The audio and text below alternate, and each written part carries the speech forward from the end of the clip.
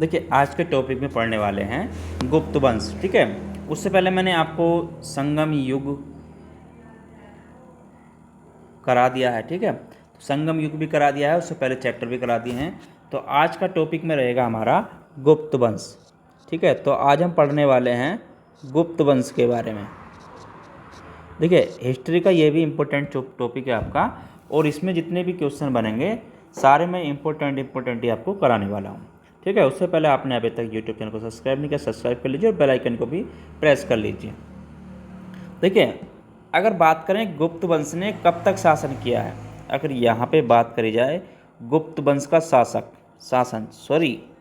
ठीक है, गुप्त वंश का शासन कब से कब तक रहा है, अगर इसकी बात की जाए गुप्त वंश का शासन रहा आपका 275 से 550 ईस्वी तक। ठीक है, 275 से 550 ईस्वी तक गुप्त वंश का शासन रहा। ठीक है, देखिए अगर बात करें गुप्त शासकों की, तो प्रमुख गुप्त शासक आपके कौन कौन से थे। अगर बात करूं गुप्त शासकों की, ठीक है, तो गुप्त शासक देखिए सबसे जो गुप्त वंश के संस्थापक माने जाते हैं वो कौन है आपके श्रीगुप्त। ठीक है, श्रीगुप्त को सबसे पहले नंबर पर कौन आते हैं आपके श्रीगुप्त। श्रीगुप्त क्या माने जाते हैं आपके गुप्त वंश के संस्थापक माने जाते हैं। ठीक है, ये क्या माने जाते हैं आपके गुप्त वंश के संस्थापक, कौन श्रीगुप्त। ठीक है, तो इन्हें संस्थापक भी कहा जाता है गुप्त वंश का। ठीक है, उसके बाद आते हैं श्रीगुप्त के बाद आपके घटोत्कच। कौन आते हैं घटोत्कच। ठीक है, घटोत्कच। उसके बाद रहे तीसरे नंबर पर आते हैं आपके चंद्रगुप्त प्रथम। ठीक है, उसके बाद कौन आते हैं आपके चंद्रगुप्त प्रथम। चंद्रगुप्त प्रथम, देखिए इनकी पत्नी की बात करूं तो इनकी पत्नी का जो नाम था, पत्नी थी इनकी कुमार देवी। कौन थी कुमार देवी इनकी पत्नी थी। ठीक है, कभी कभार पूछ लेता है इसलिए ये भी बता रहा हूँ। ठीक है, उसके बाद चौथे नंबर पर आते हैं आपके आपके समुद्रगुप्त। ठीक है, उसके बाद कौन आए आपके समुद्रगुप्त। ठीक है, समुद्रगुप्त की पत्नी का नाम क्या था। देखिए समुद्रगुप्त की पत्नी का नाम क्या बात करूं तो समुद्रगुप्त की पत्नी का नाम था दत्ता देवी। क्या था दत्ता देवी। ठीक है, दत्ता देवी इनकी पत्नी का नाम था। पाँचवें नंबर पर आए आपके काच तथा रामगुप्त। ठीक है, पाँचवें नंबर पर शासक कौन रहे आपके काच तथा रामगुप्त। ठीक है, काच तथा रामगुप्त जो पाँचवें नंबर पर शासक रहे। उसके बाद छठे नंबर पर आए आपके चंद्रगुप्त द्वितीय। ठीक है, उसके बाद कौन आए आपके चंद्रगुप्त द्वितीय। चंद्रगुप्त द्वितीय, देखिए चंद्रगुप्त द्वितीय जो थे तो चंद्रगुप्त द्वितीय हो गए। उसके बाद आए आपके सातवें नंबर पर कुमारगुप्त प्रथम। ठीक है, कौन आए आपके कुमारगुप्त प्रथम। कुमारगुप्त प्रथम। आठवें नंबर पर आए आपके स्कंदगुप्त। उसके बाद शासक कौन हुए आपके स्कंदगुप्त। ठीक है, उसके बाद स्कंदगुप्त। उसके बाद आपके हुए आपके पुरुगुप्त। ठीक है, कौन हुए पुरुगुप्त। पुरुगुप्त के बाद जो आए शासक वो रहे आपके कुमारगुप्त द्वितीय। ठीक है, कुमारगुप्त द्वितीय। कुमारगुप्त द्वितीय। कुमारगुप्त द्वितीय के बाद जो शासक रहे आपके वो आए आपके बुद्धगुप्त। कौन आए बुद्धगुप्त। ठीक है, बुद्धगुप्त के बाद जो लास्ट में रहे आपके विष्णुगुप्त। कौन रहे विष्णुगुप्त। ठीक है, विष्णुगुप्त। तो ये शासक रहे गुप्त वंश के जो हैं आपके। अब देखिए इसमें चर्चा कर लेते हैं किसका शासन कब से कब तक रहा, जो इसमें मोस्ट पूछता है। ठीक है, तो श्रीगुप्त कौन थे, तो ये तो गुप्त वंश के संस्थापक थे श्रीगुप्त। ठीक है, श्रीगुप्त जो थे गुप्त वंश के संस्थापक थे। अब देखिए यहाँ पे जो मोस्ट इम्पोर्टेंट क्वेश्चन पूछता है वो पूछ लेता है इसमें चंद्रगुप्त प्रथम के बारे में। ठीक है, तो यहाँ पे अगर मैं बात करूँ चंद्रगुप्त प्रथम की, देखिए चंद्रगुप्त प्रथम का तो इनका शासन जो रहा आपका 319 से, चंद्रगुप्त प्रथम का जो शासक रहा आपका 319 से 335 ईस्वी तक रहा। ठीक है, देखिए इन्होंने सोने के सिक्के जारी करने वाले क्या थे, ये प्रथम गुप्त शासक थे। ठीक है, सोने के सिक्के जारी करने वाले, ठीक है, सोने के सिक्के जारी करने वाले प्रथम गुप्त शासक थे। ठीक है, सिक्के जारी करने वाले प्रथम गुप्त शासक थे, प्रथम गुप्त शासक थे। ठीक है, तो कभी कभार इसमें क्वेश्चन क्या पूछता है, चंद्रगुप्त का शासनकाल पूछ लेता है और आपका इन्होंने क्या किया था ये पूछ लेता। देखिए इन्होंने एक अपने काम क्या था, इन्होंने गुप्त संवत प्रारंभ किया था। ठीक है, इन्होंने गुप्त संवत भी प्रारंभ किया था, किसने, चंद्रगुप्त द्वितीय ने। ठीक है, सॉरी चंद्रगुप्त प्रथम ने, चंद्रगुप्त प्रथम ने इनके शासनकाल में गुप्त संवत भी चालू हुआ था। ठीक है, तो इन्होंने इसको भी शुरू कराया था गुप्त संवत 319 ईस्वी में। ठीक है, कब हुआ था, 319 ईस्वी में प्रारंभ कराया था। ठीक है, तो ये क्वेश्चन हो गया, इन पे ये क्वेश्चन पूछ लेता है। उसके बाद इसमें जो पूछता है वो समुद्रगुप्त पे भी क्वेश्चन पूछ लेता है। ठीक है, उसके बाद जो क्वेश्चन पूछता है समुद्रगुप्त पे क्वेश्चन पूछ लेता है। देखिए समुद्रगुप्त की बात करूं तो समुद्रगुप्त का शासनकाल की अगर बात की जाए तो इनका शासन रहा 335 से 375 ईस्वी तक। ठीक है, जब से जब तक इनका शासन रहा। देखिए इनके समय की अगर बात करूं तो हरिसेन की प्रयाग प्रशस्ति में समुद्रगुप्त की विजयों का उल्लेख है। ठीक है, इनके जीवन की अगर बात करूं, देखिए सबसे पहले बात कर लेता हूं, इन्होंने अश्वमेध यज्ञ किया था। क्या किया था, अश्वमेध यज्ञ किया था। ठीक है, क्या किया था, समुद्रगुप्त ने अश्वमेध यज्ञ किया था। ठीक है, अश्वमेध यज्ञ किया था। ठीक है, और इन्होंने अश्वमेध प्रकार के सोने के सिक्के जारी किए थे। क्या किए थे, अश्वमेध प्रकार के सोने के सिक्के जारी किए थे। ठीक है, अश्वमेध प्रकार के सोने के सिक्के जारी किए थे।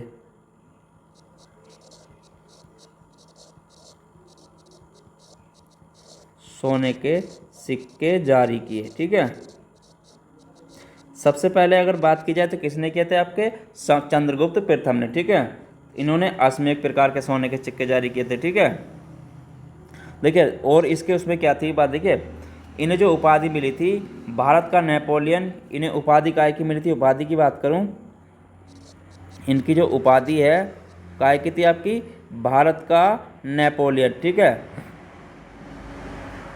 भारत का नेपोलियन।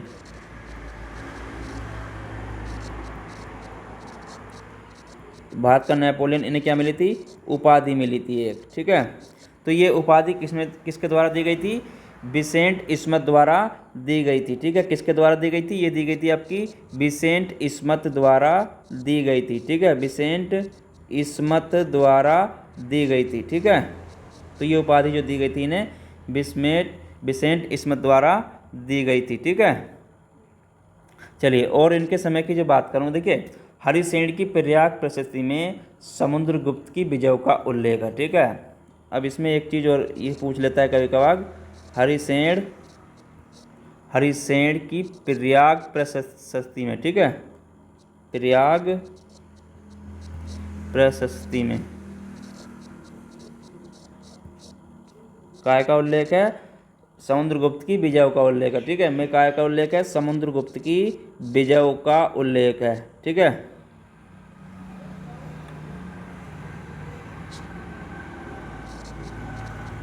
समुद्रगुप्त की विजयों का उल्लेख, तो इस पे भी क्वेश्चन पूछ लेता है। ठीक है, चलिए उसके बाद इसमें बात करता हूँ चंद्रगुप्त द्वितीय की। ठीक है, तो चंद्रगुप्त द्वितीय के क्या क्या, देखिए चंद्रगुप्त द्वितीय क्वेश्चन पूछता है तो उसमें भी बात कर लेते हैं क्या क्या क्वेश्चन पूछता है। ठीक है, तो चंद्रगुप्त द्वितीय की अगर बात की जाए, देखिए चंद्रगुप्त द्वितीय का शासनकाल की अगर बात करूं तो इनका रहा 375 से 415 तक। कब से रहा? 375 से 415 ईस्वी तक, ठीक है, इनका शासन रहा। ठीक है, अब देखिए इन्होंने देखिए रजत सिक्के जारी करने वाले क्या था? ये प्रथम गुप्त शासक था। ठीक है, रजत सिक्के जारी करने वाला प्रथम गुप्त शासक था ये। ठीक है, रजत सिक्के जारी करने वाला प्रथम गुप्त शासक था। ठीक है, प्रथम गुप्त शासक था। और देखिए इन्हें क्या करूं, देखिए इनके समय में ही जो था चीनी यात्री फाहियान भारत आया था। ठीक है, इनके समय में क्या आया था? चीनी यात्री फाहियान भारत आया था। ठीक है, तो समकालीन कौन आया था इनके? चीनी यात्री फाहियान आया था। ठीक है, चीनी यात्री फाहियान, ठीक है, इनके समय में ही आया था। तो इनके समय घटना है। और इसमें आगे बात की जाए और इनके समय में क्या हुआ? देखिए इनके समय में महरौली लोहा स्तंभ का संबंध है। ठीक है, इनके महरौली लोहा स्तंभ का संबंध भी किससे है? चंद्रगुप्त द्वितीय से ही है। ठीक है, तो महरौली स्तंभ, ठीक है, महरौली लोहा स्तंभ,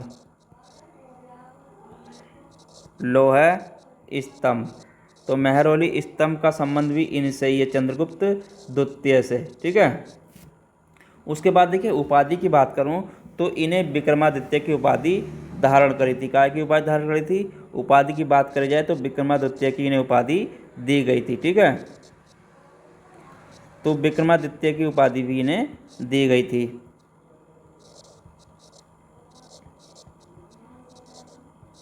ठीक है, उसके बाद आता है आपका चंद्रगुप्त द्वितीय के दरबार के जो थे 9 रत्न कौन कौन से? ठीक है, चंद्रगुप्त द्वितीय की अगर बात करूं, चंद्रगुप्त द्वितीय के दरबार के 9 रत्न कौन कौन से थे? ठीक है, तो दरबार के 9 रत्न, अगर बात करूं दरबार के 9 रत्न की, तो नवरत्न कौन कौन से थे? देखिए इसमें थे आपके जो आते हैं, एक तो थे इसमें आपके कालिदास। ठीक है, क्या थे आपके?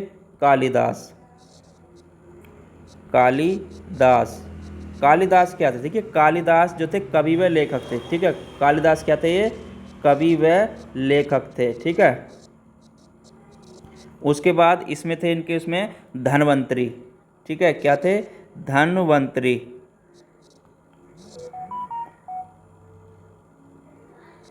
तो धन्वंतरी कौन थे? ये चिकित्सक थे। ठीक है, धन्वंतरी कौन थे?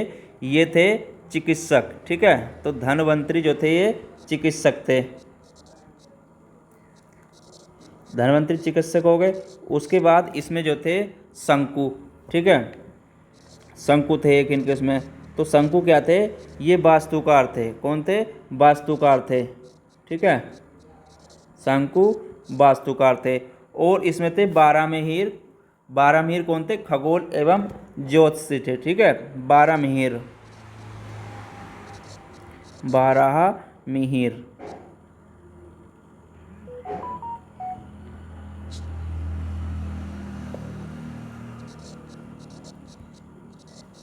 तो बारहमिहिर जो थे आपके खगोल विज्ञानी ज्योतिषी थे। ठीक है, खगोल विज्ञानी ज्योतिषी थे, खगोल विज्ञानी ज्योतिषी। ठीक है, उसके बाद इसमें आता है एक थे आपके घटकर्प। ठीक है, घटकर्प कौन थे? इसमें इनके नवरत्न में एक थे घटकर्प। ठीक है, घटकर्प, तो ये थे इनके कूटनीतिक। कौन थे? कूटनीतिक। ठीक है, तो ये इनके कूटनीतिक थे। और इनके नवरत्न में एक थे बेताल भट्ट। कौन थे? बेताल भट्ट। ठीक है, तो बेताल भट्ट जो थे ये थे जादूगर। कौन थे? जादूगर। ठीक है, बेताल भट्ट जादूगर थे। उसके बाद एक इसमें थे आपके अमर सिंह। कौन थे? अमर सिंह। जो अमर सिंह थे ये क्या थे? कोषकार थे। कौन थे? कोषकार। ठीक है, तो ये कोषकार थे। उसके बाद इसमें देखिए एक थे इसमें जो थे छपड़क। कौन थे आपके? छपड़क, छपड़क। ठीक है, ये क्या थे? ये जो थे फलित ज्योतिष थे। क्या थे आपके? ये फलित ज्योतिषी थे। ठीक है, फलित ज्योतिषी थे। उसके बाद एक इसमें थे बरूची। कौन थे? बरूची। देखिए, बरूची की बात करूं तो ये जो थे व्याकरण थे। कौन थे? ये व्याकरण थे। ठीक है, तो ये काय के उसके थे? व्याकरण थे। ठीक है, तो ये नवरत्न थे चंद्रगुप्त द्वितीय के दरबार में। ठीक है, तो चंद्रगुप्त द्वितीय के दरबार में ये नवरत्न थे। उसके बाद देखिए यहाँ पे आगे बात करी जाए, देखिए स्कंदगुप्त ने इसमें, देखिए तो अगर बात करूँ यहाँ पे, इसमें आप एक चीज़ नोट कर लें। स्कंदगुप्त ने, देखिए स्कंदगुप्त ने क्या किया था? हूण को अंतिम रूप से पराजित किया था। किसे किया था? हूणों को अंतिम रूप से पराजित किया था। ठीक है, स्कंदगुप्त ने हूणों को अंतिम रूप से पराजित किया था। ठीक है, तो हूणों को पराजित किसने किया था? आपके स्कंदगुप्त ने। ठीक है,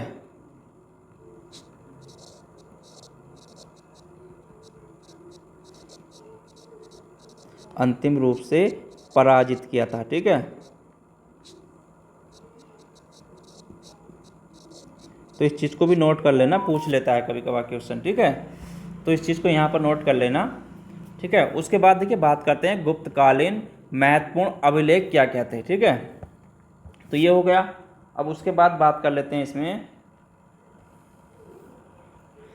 गुप्तकालीन महत्वपूर्ण अभिलेख क्या क्या थे। देखिए यहाँ पे अगर बात करूँ गुप्तकालीन महत्वपूर्ण अभिलेख की, गुप्तकालीन महत्वपूर्ण अभिलेख,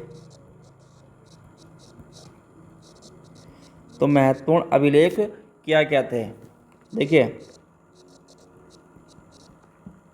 महत्वपूर्ण अभिलेख में देखिए कुमार गुप्त कालीन की अगर बात करूं तो पहले इसमें बात करूं मैं कुमार गुप्त कालीन की। ठीक है, कुमार गुप्त कालीन, तो कुमार गुप्त कालीन के अभिलेख की अगर बात करूं तो इसमें क्या कहते, देखिए इसमें जो था आपका एक था धनदेह ताम्रपत्र। ठीक है, अगर यहाँ पे अगर बात की जाए कुमार गुप्त कालीन, ठीक है, कुमार गुप्त कालीन, कुमार गुप्त कालीन अभिलेख की, देखिए तो इसमें जो था धनदेह ताम्रपत्र क्या था? धनदेह ताम्रपत्र।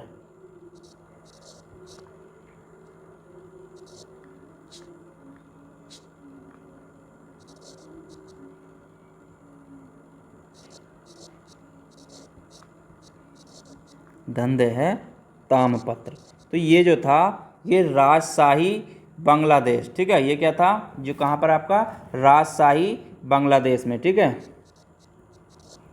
राजशाही बांग्लादेश। ठीक है, उसके बाद इसमें जो अभिलेख था वो था बेग्राम। क्या था आपका? बेग्राम। देखिए बेग्राम की बात करूं तो ये आपका बोगरा बांग्लादेश। कहाँ पर है? बोगरा बांग्लादेश, बोगरा बांग्लादेश। उसके बाद इसमें आता है आपका दामोदर। ठीक है, दामोदर ताम्रपत्र, दामोदर ताम्रपत्र, दामोदर ताम्रपत्र। तो ये कहाँ पर है आपका दामोदर ताम्रपत्र? दिनाजपुर बांग्लादेश, दिनाजपुर बांग्लादेश, दिनाजपुर बांग्लादेश।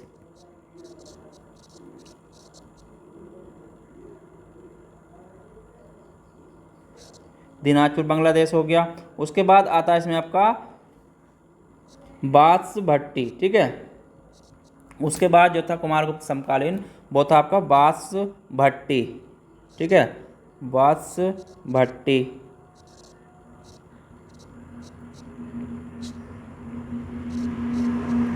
तो बांसभट्टी की अगर बात करें, देखिए बांसभट्टी जो था, बांसभट्टी ये था बांसभट्टी रचित मंदसौर अभिलेख। तो ये कहाँ आपका प्राचीन कहाँ है? मालवा में। ठीक है, अगर इसकी बात करूँ बासभट्टी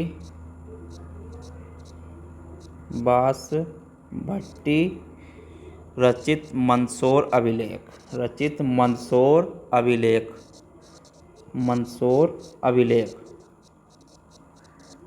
तो ये जो है देखिए, ये है आपका, मैंने बताया था प्राचीन मालवा में है। कहाँ पर है? प्राचीन मालवा में है। ठीक है, तो प्राचीन मालवा में है। उसके बाद इसमें जो अभिलेख है आपका गढ़वा अभिलेख। क्या आपका? गढ़वा अभिलेख। तो ये कहाँ पर आपका गढ़वा? ये प्रयागराज उत्तर प्रदेश में है। कहाँ पर आपका? प्रयागराज उत्तर प्रदेश। ठीक है, प्रयागराज उत्तर प्रदेश। उसके बाद इसमें है आपका देखिए मनकुंवर अभिलेख।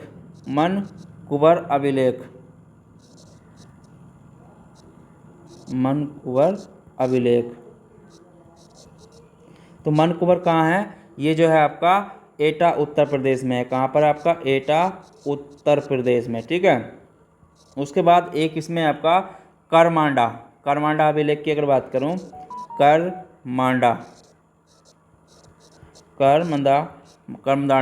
तो ये पर कहाँ पर है आपका? ये भी आपका देखिए मनकुंवर आपका प्रयागराज में है। ठीक है, कहाँ पर है आपका? प्रयागराज उत्तर प्रदेश में है। ठीक है, प्रयागराज उत्तर प्रदेश। तो प्रयागराज उत्तर प्रदेश में है, लेकिन करमांडा कहाँ आपका? एटा उत्तर प्रदेश में है। ठीक है, कहाँ पर आपका? एटा उत्तर प्रदेश में है। ठीक है, उसके बाद इसमें एक अभिलेख आता है, ये आता है आपका तुमेन अभिलेख। ठीक है, क्या आता है आपका? तुमेन अभिलेख। तो तुमेन अभिलेख कहाँ पर है आपका? ये है आपका ग्वालियर मध्य प्रदेश। ठीक है, कहाँ पर आपका? ग्वालियर मध्य प्रदेश। ठीक है, ग्वालियर मध्य प्रदेश में है। ठीक है, उसके बाद देखिए इसमें आता है आपका, तो ये हो गया आपके। उसके बाद स्कंदगुप्त कालीन जो अभिलेख थे उसकी बात कर लेते। देखिए स्कंदगुप्त कालीन की अगर बात करूँ, स्कंदगुप्त कालीन अभिलेख। ठीक है, तो स्कंदगुप्त कालीन अभिलेख क्या क्या थे? देखिए इसमें था आपका जूनागढ़ अभिलेख। ठीक है, क्या था? जूनागढ़। तो जूनागढ़ कहाँ पर है आपका? ये सौराष्ट्र गुजरात में है। ठीक है, कहाँ पर आपका? सौराष्ट्र गुजरात में है। ठीक है,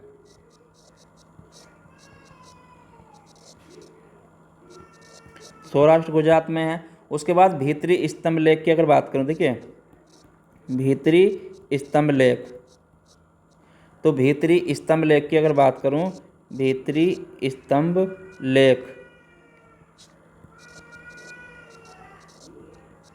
तो भीतरी स्तंभ लेख की अगर बात की जाए तो ये कहाँ पर है आपका?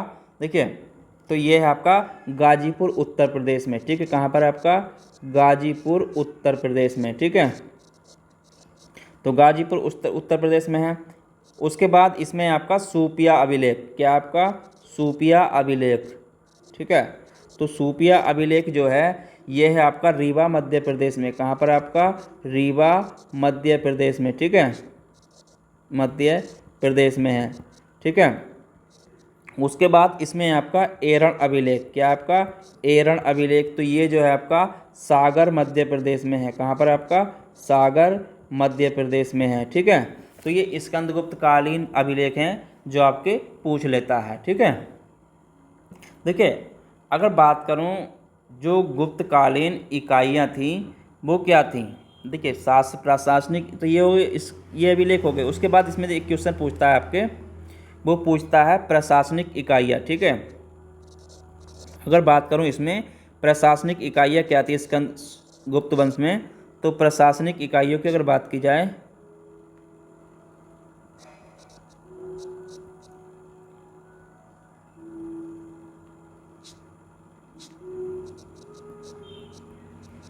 तो प्रशासनिक इकाइयाँ जो थीं, तो प्रशासनिक इकाइयाँ इस प्रकार थीं भाई। ठीक है, देखिए पहले जो होती थी इसमें वो होती थी, इसमें क्या होती थी? एक होती थी भुक्ति भोग। ठीक है, क्या बोलते थे उसे? बोलते थे हम भुक्ति या भोग। ठीक है, क्या थी इसमें आपकी? भुक्ति या भोग। ठीक है, तो भुक्ति भोग क्या थी? ये प्रांत बोलते थे। ठीक है, ये क्या होता था आपका? प्रांत होता था। ठीक है, उसके बाद जो इसमें होता था आपका वो होता था विषय। ठीक है, क्या होता था? विषय। विषय किसे बोलते थे? जिले को, ठीक है। विषय को क्या बोलते थे? जिले को, ठीक है। उसके बाद इसमें होता था विधि। क्या होता था आपका? विधि। देखिए विधि क्या होता था? ये नगर होता था। विधि क्या होता था? नगर होता था। इसके बाद इसमें होता था, विधि के बाद इसमें होता था ग्राम, ठीक है। तो ग्राम को क्या बोलते थे? गांव को हम ग्राम बोलते थे, ठीक है। अब देखिए इनके प्रमुख की अगर बात करूं तो इनके प्रमुख कौन होते? देखिए ये तो हो गए आपके प्रशासनिक इकाई, ठीक है। अब उसके यहाँ पे अगर बात करूं प्रशासनिक इकाइयों के प्रमुख की, उनके प्रमुख की अगर बात करूं तो इसका प्रमुख कौन होता? देखिए मुक्ति का प्रमुख जो होता था वो होता था आपका उपरिक या भोगपति। कौन होता? उपरिक, उपरिक या भोगपति, ठीक है। उपरिक या भोगपति होता था इसका प्रमुख, ठीक है। अगर बात करूं जिले के प्रमुख की या विषय के प्रमुख की तो इसका प्रमुख होता था विषयपति। कौन होता था आपका? विषयपति, ठीक है। विषयपति इसका प्रमुख होता था। अगर बात करूं विधि की तो विधि महत्तर इसका प्रमुख होता था। कौन होता था आपका? विधि महत्तर, ठीक है। तो विधि महत्तर इसका प्रमुख होता था। उसके बाद गांव के प्रमुख की बात करूं तो ग्रामिक जो होता था इसका प्रमुख होता था। कौन होता था प्रमुख इसका? ग्रामिक होता था, ठीक है। देखिए अगर बात करूं इसके गुप्त वंश के शासन में जो इकाइयाँ थी, क्रय विक्रय इकाइयाँ क्या थी? अगर यहाँ पे बात की जाए क्रय विक्रय इकाइयों की, ठीक है, क्रय विक्रय इकाइयाँ, तो क्रय विक्रय इकाइयाँ क्या थी? जो क्रय विक्रय इकाइयाँ थीं वो थी आपकी स्वर्ण का सिक्का। क्या क्या थी आपकी? स्वर्ण का सिक्का, ठीक है। स्वर्ण का सिक्का जिसे दिनार भी बोलते हैं, ठीक है। क्या बोलते थे? दिनार, ठीक है। और थी इसमें आपकी चांदी का सिक्का। क्या थी आपकी? चांदी का सिक्का, ठीक है। तो चांदी के सिक्के को देखिए रूपक ही बोलते थे। क्या बोलते थे? रूपक, ठीक है। और एक इकाई थी इसमें तांबे का सिक्का। क्या थी आपकी? तांबे का सिक्का, तांबे का सिक्का। तो इसे क्या बोलते थे? इसे बोलते थे मासक, ठीक है। क्या बोलते थे? मासक। तो उस समय की ये क्या थी? क्रय विक्रय इकाइयाँ थी, ठीक है। तो ये हो गया। देखिए जो इसमें क्वेश्चन और पूछता है आपके, वो पूछता है कालिदास की रचनाएं भी पूछ लेता है, ठीक है। तो कालिदास की रचनाओं की अगर बात करूँ, देखिए यहाँ पे इसी चैप्टर में अगर बात करूँ मैं, जो कालिदास जो क्या बोलते हैं, जो चंद्रगुप्त द्वितीय के दरबार के नवरत्न में कौन थे? कालिदास कवि और लेखक थे। उनकी जो रचनाएं हैं उनके बारे में बात कर लूँ मैं, ठीक है। तो उनकी रचनाएं भी पूछ लेता है, ठीक है। तो कालिदास की रचनाएं जो थी इसमें, कालिदास की रचनाएं है क्या क्या? देखिए कालिदास की रचना है, एक है इनकी रघुवंश, ठीक है। तो रघुवंश क्या है? ये जो है आपकी महाकाव्य है, ठीक है। क्या है ये? महाकाव्य है, ठीक है। रघुवंश महाकाव्य है। उसके बाद इसमें है इनकी एक ऋतु संहार, ठीक है। क्या है आपकी? ऋतु संहार, ठीक है। ऋतु संहार।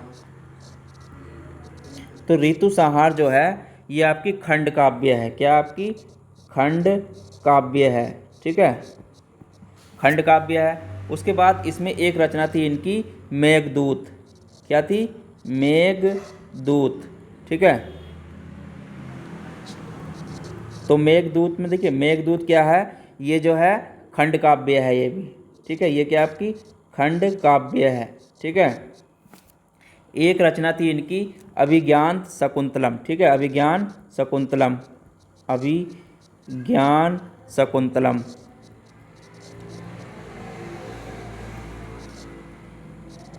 तो अभिज्ञान शकुंतलम क्या है? नाटक है एक, ठीक है। क्या है इनकी रचना? एक ये नाटक है, ठीक है। उसके बाद इनकी एक रचना है विक्रमोर्वशीय, ठीक है। क्या है आपकी इसमें रचना? विक्रमोर्वशीय। तो विक्रमोर्वशीय जो है ये क्या है? एक नाटक है, ठीक है। ये भी क्या है? एक नाटक है। और एक इनकी रचना है वो है आपकी माला विकार निमित्रम, ठीक है। माला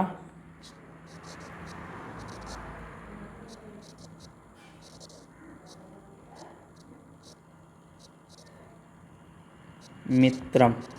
ठीक है, तो ये जो है ये है इनका एक नाटक है। ठीक है, ये रचना क्या है, इनकी एक नाटक रचना है। ठीक है, और एक है इनकी कुम्हार संभव। ठीक है, क्या है, कुमार संभव। तो कुम्हार संभव जो है ये क्या है, ये एक महाकाव्य है। ठीक है, क्या है, महाकाव्य है। ठीक है, ये भी एक महाकाव्य इनकी रचना है। ठीक है, ये सारी रचना किसकी हैं, कालिदास की रचना है। ठीक है, तो इनमें पूछ लेता है, इनको भी आप नोट कर लें। ठीक है, देखिए अगर मैं यहाँ पे बात करूँ, इसमें कुछ क्वेश्चन जो बनते हैं। देखिए, भारत में मंदिर निर्माण कला का जो आरंभ माना जाता है वो गुप्त काल को ही माना जाता है। ठीक है, तो भारत में जो मंदिर कला का निर्माण माना जाता है, निर्माण कला का जो आरंभ माना जाता है वो गुप्त काल को ही माना जाता है। ठीक है, तो इस पर भी क्वेश्चन पूछ लेता है, जो मैं बता देता हूँ आपको आने क्या क्या क्वेश्चन इसमें बनते हैं। देखिए, भारत में मंदिर निर्माण कला, ठीक है, भारत में मंदिर निर्माण कला का आरंभ आपका कौन सा था, गुप्त काल में हुआ। ठीक है, काल में हुआ आपका मंदिर कला निर्माण का, आपका गुप्त काल में ही हुआ है। ठीक है, गुप्त काल में हुआ है। अब देखिए, गुप्त काल में जो मंदिरों का निर्माण हुआ है, गुप्तकालीन प्रमुख मंदिर की अगर बात करूं, गुप्तकालीन प्रमुख मंदिर कौन कौन से थे। ठीक है, गुप्तकालीन प्रमुख मंदिर, देखिए गुप्तकालीन जो प्रमुख मंदिर हैं, एक है इसमें आपका देवगढ़ का दस्तार मंदिर। ठीक है, जो इसमें मंदिर है आपका देवगढ़ का दस्तार मंदिर। ठीक है,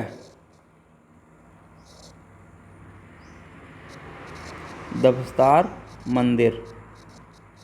देखिए, ये जो है आपका कहाँ पर, आपका ललितपुर में है। कहाँ पर है आपका, ललितपुर में है। ठीक है, ललितपुर में है। ठीक है, दूसरा है इसमें आपका भूमरा का मंदिर। ठीक है, कहाँ का, भूमरा का मंदिर। भूमरा के मंदिर की बात करूं तो ये कहाँ पर है आपका, नागौद मध्य प्रदेश में है। ठीक है, कहाँ पर है आपका, नागौद मध्य प्रदेश में है। ठीक है, नागौद मध्य प्रदेश में है। ठीक है, तो इस चीज़ को भी आप नोट करते चलें इनको। एक है इसमें आपका नचना ठाकुर पार्वती का मंदिर। ठीक है, जो गुप्तकालीन मंदिर हैं, मैं आपको सारे करा दे रहा हूँ जो पूछता है अधिकतर। ठीक है, तो ये नचना ठाकुर का पार्वती मंदिर। ठीक है, नचना ठाकुर का पार्वती मंदिर। तो नचना ठाकुर का पार्वती मंदिर जी कहाँ पर है आपका, ये पन्ना मध्य प्रदेश में है। कहाँ पर है आपका, पन्ना मध्य प्रदेश में है। ठीक है, उसके बाद इसमें एक मंदिर है आपका तिगवा का विष्णु मंदिर। ठीक है, क्या है आपका, तिगवा का विष्णु मंदिर। तिगवा का विष्णु मंदिर।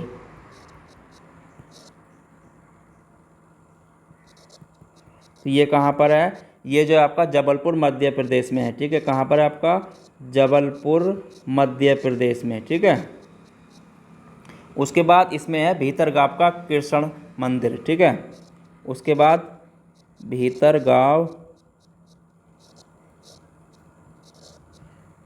का कृष्ण मंदिर। तो ये जो है आपका कानपुर मध्य प्रदेश में है। कहाँ पर है आपका, कानपुर उत्तर प्रदेश में। ठीक है, कानपुर उत्तर प्रदेश में है। ठीक है, उसके बाद इसमें है आपका एक मंदिर जो है वो आपका सिरपुर का लक्ष्मण मंदिर। ठीक है, सिरपुर का लक्ष्मण मंदिर। सिरपुर का लक्ष्मण मंदिर।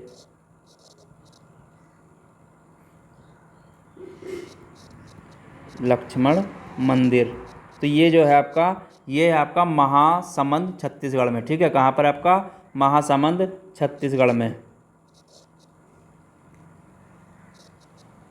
महासमंद छत्तीसगढ़।